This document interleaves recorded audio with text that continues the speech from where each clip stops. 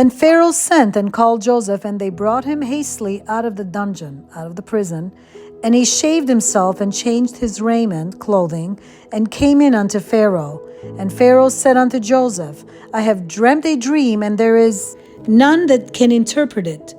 And I have heard say of thee that thou canst understand a dream to interpret it. So I've heard others say that you can interpret dreams. And Joseph answered Pharaoh, saying, It is not in me. God shall give Pharaoh an answer of peace. And Pharaoh said unto Joseph, In my dream, behold, I stood upon the bank of the river. And behold, there came up out of the river 7 kine fat-fleshed and well-favored, and they fed in a meadow. So Pharaoh is telling Joseph the dream that he saw 7 fat and healthy-looking cows that were feeding themselves in a field. And behold, 7 other kine came up after them, poor and very ill-favored and lean-fleshed, such as I never saw in all the land of Egypt for badness. And after them there come 7 other ill-looking skinny cows that he's never seen in all the land of Egypt. And the lean and the ill-favored kine did eat up the 7 fat kine. So the thin and ill cows ate up the fat and healthy cows. And when they had eaten them up, it could not be known that they had eaten them, but they were still ill-favored as at the beginning. So when the sick cows ate the fat cows, you couldn't even tell that they ate them because they were still looking very sick and very ill. And I saw in my dream, and behold, 7 ears came up in one stalk, full and good. So he saw another dream, and behold, 7 heads of grain came up in one stalk. They were full and plenty. And behold, 7 ears withered thin and blasted with the east wind sprung up after them. And after them he seen 7 more heads of grain that was very, very ruined and sick and blasted with east wind sprung up after them.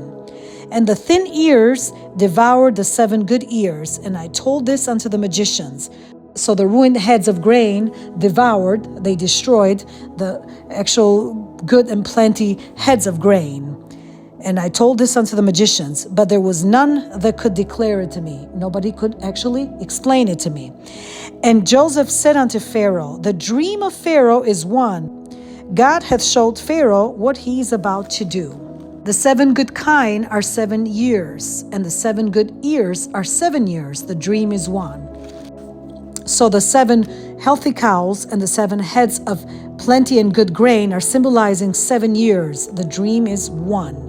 And the 7 thin and ill-favored kine that came up after them are 7 years. And the 7 empty ears blasted with the east wind shall be 7 years of famine. So the 7 thin and ill cows and the 7 ruined heads of grain represent 7 years of famine. This is the thing which I have spoken unto Pharaoh. What God is about to do, he showeth unto Pharaoh. Behold, there come 7 years of great plenty throughout all the land of Egypt. So they're going to have 7 years of abundance and great plenty. And there shall arise after them 7 years of famine, and all the plenty shall be forgotten in the land of Egypt, and the famine shall consume the land. And the plenty shall not be known in the land by reason of that famine following, for it shall be very grievous. And for that the dream was doubled unto Pharaoh twice. It is because the thing is established by God, and God will shortly bring it to pass. Now therefore let Pharaoh look out a man discreet and wise, and set him over the land of Egypt. So now Joseph continues to tell Pharaoh that he needs to look for a man who is discerning and wise, and to set him over all the land of Egypt.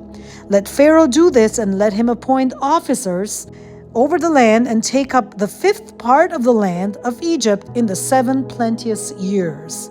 And let them gather all the food of those good years that come, and lay up corn under the hand of the Pharaoh.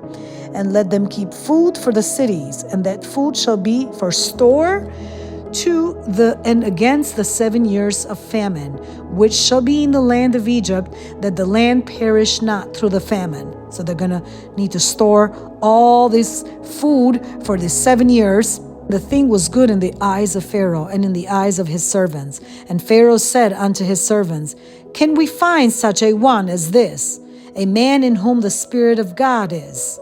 And Pharaoh said unto Joseph, Forasmuch as God hath showed thee all this, there is none so discreet, so discerning, and wise as thou art.